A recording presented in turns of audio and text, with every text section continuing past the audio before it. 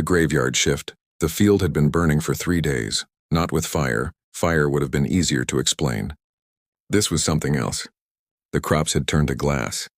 The soil had fused into black stone, and in the center of it all, half buried like a broken tooth, was the wreck.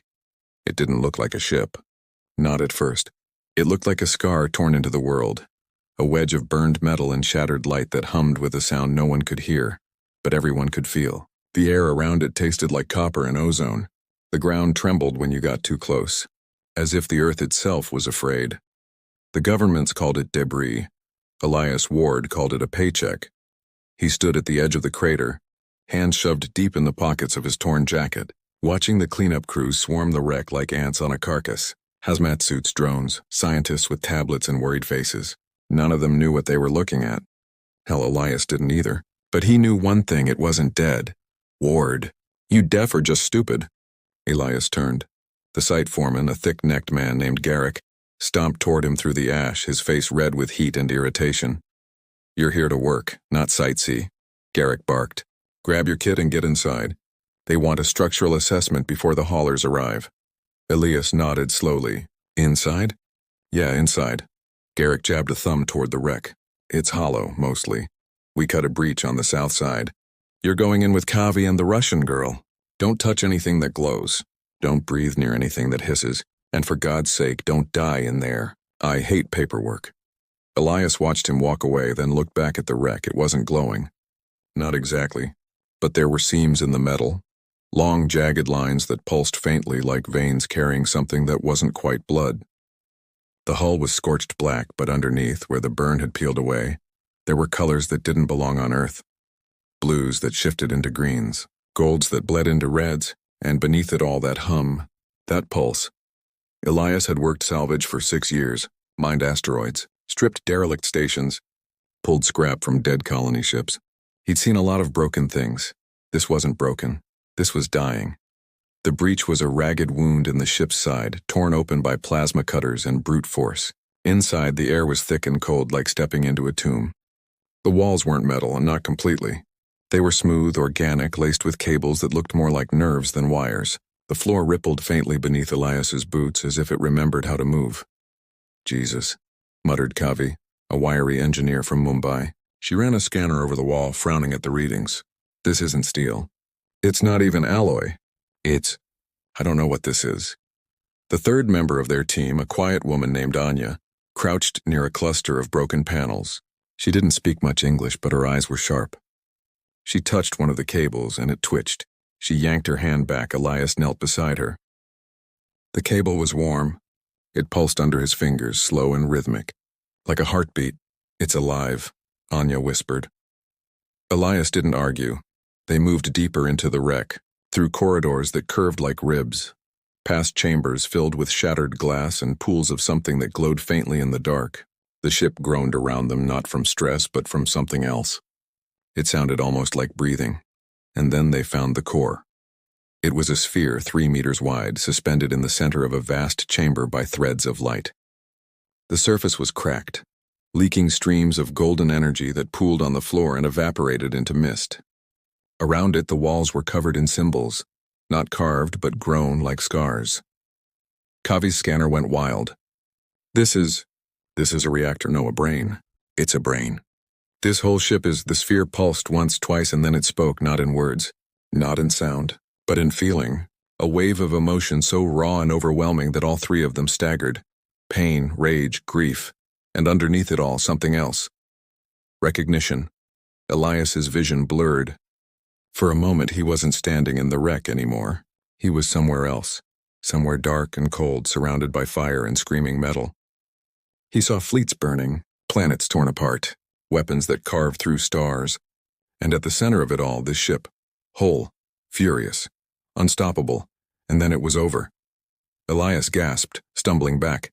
Kavi was on her knees, hyperventilating. Anya was pale, staring at the sphere like she'd seen the face of God. The sphere pulsed again.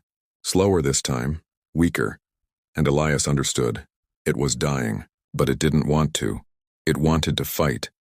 Outside, the sun was setting. The cleanup crews were packing up for the night.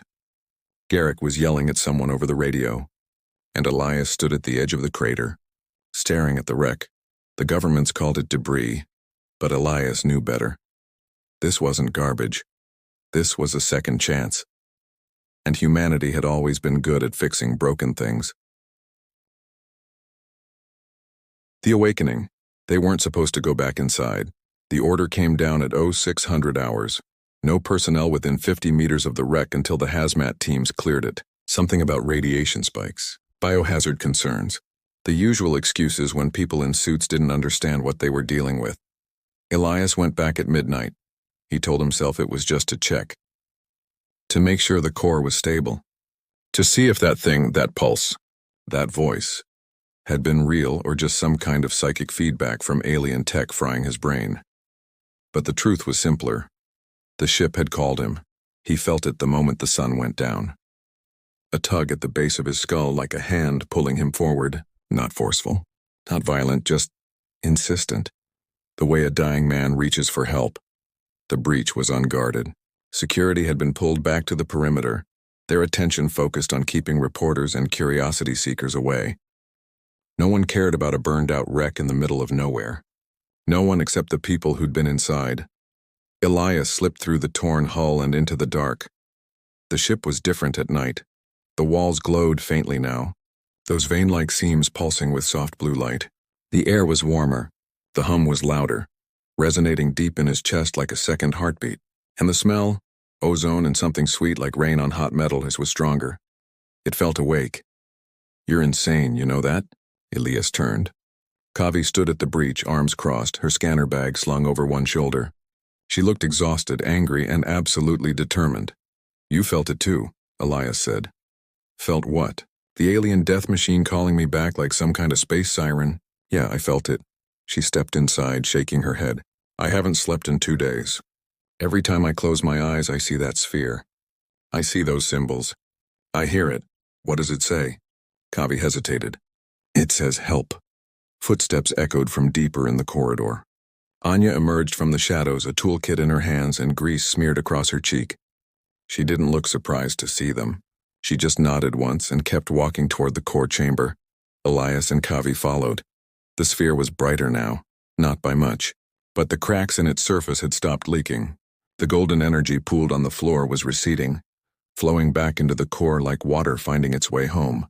And the symbols on the walls there, those strange organic scars were moving, shifting, rearranging themselves into new patterns.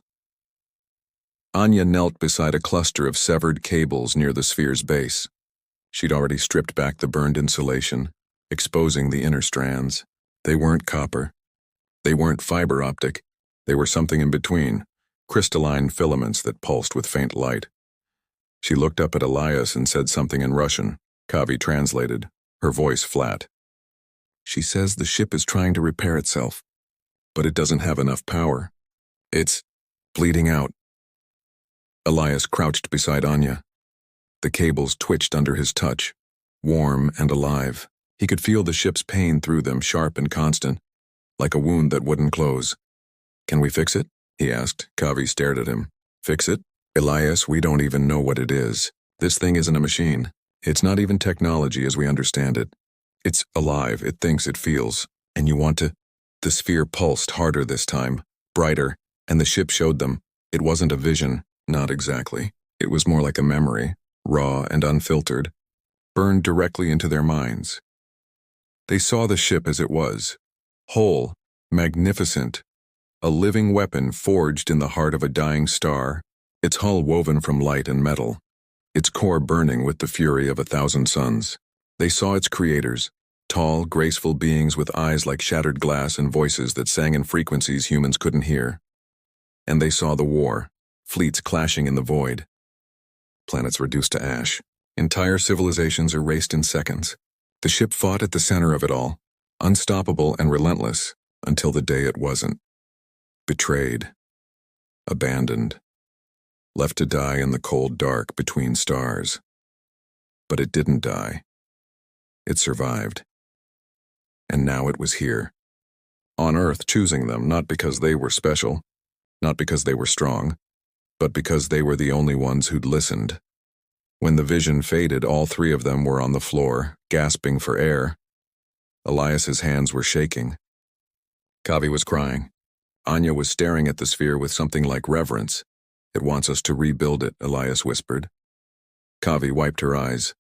We can't. We don't have the resources, the tech. The knowledge. It will teach us. The words came from Anya. Her English was broken, but her voice was steady. She touched the sphere and it pulsed in response, warm and welcoming. It will teach, she repeated. If we help, it helps us. Elias looked at the cables in his hands, at the symbols on the walls, at the dying light in the core. The governments would never allow this.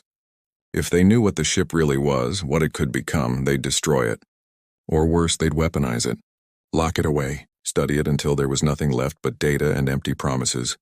But here in the dark, with no one watching, they could give it a chance. All right, Elias said. He stood rolling up his sleeves. Let's get to work. Kavi stared at him for a long moment. Then she laughed, a short, sharp sound that echoed through the chamber. We're going to get arrested for this, or killed. Probably both. Probably, Elias agreed.